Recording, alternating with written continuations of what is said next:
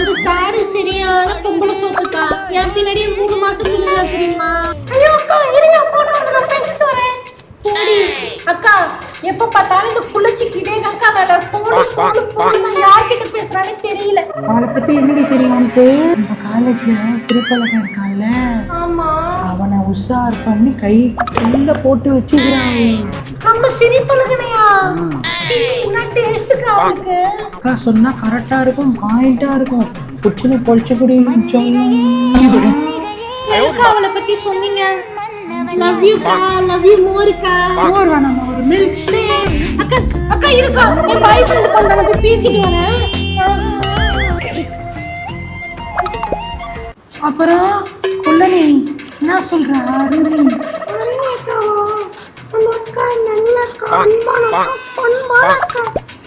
நீதான் வச்சுக்கிற.